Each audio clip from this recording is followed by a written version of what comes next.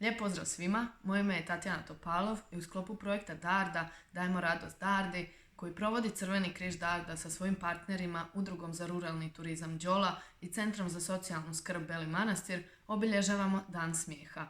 Projekte su financirala Europska unija iz Europskog socijalnog fonda.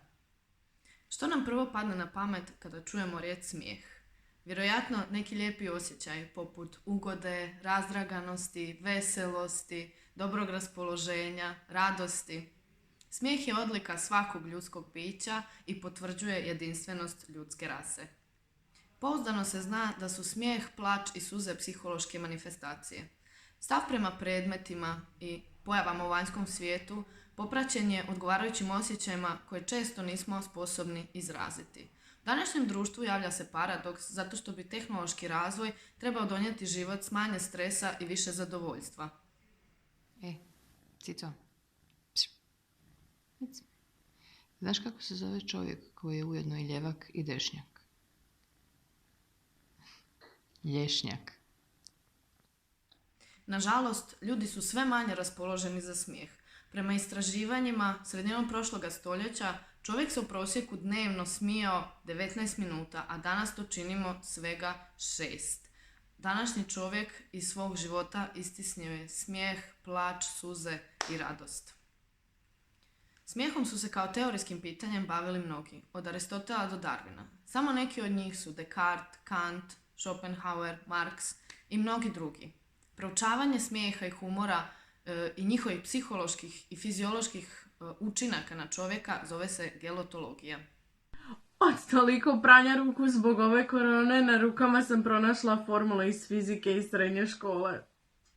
U temeljite psihoanalize Freud razvio je teoriju o vicu i proučavao je psihološki učinak vica. Prepoznao ulogu humora, smijeha, šale i vica i njihovu vezu s besvjesnim, te znanstveno dokazao da smijeh oslobađa ugodu, oslobađa od agresije, potiče dobro raspoloženje i da oslobađa skrivenu energiju. Promatrajući smijeh na emotivnom planu, može se zaključiti da djeluje kao sredstvo koje oslobađa od agresivnosti, kako prema drugima, tako i prema sebi, a utječe na to da su ljudi skloniji stvaranju veza, okupljanju i radu u timovima i da tako djeluju s većom velikodušnošću. Ulicom prolazi čovjek, jede rebarca i baca otpadke starijoj gospođi u vrt.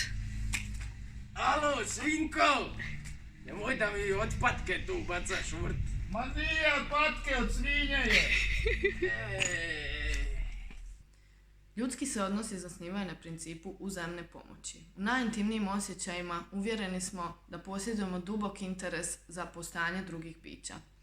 Taj princip vidljiv je u pravom odnosu pacijenta i liječnika. Taj se odnos mora humanizirati na svim razinama, svim sredstvima i načinima, pa čak i smijehom. Odabrati pravi trenutak u kojemu će liječnik dovesti pacijenta do stanja opuštenosti nešto je što se ne može naučiti iz udžbenika.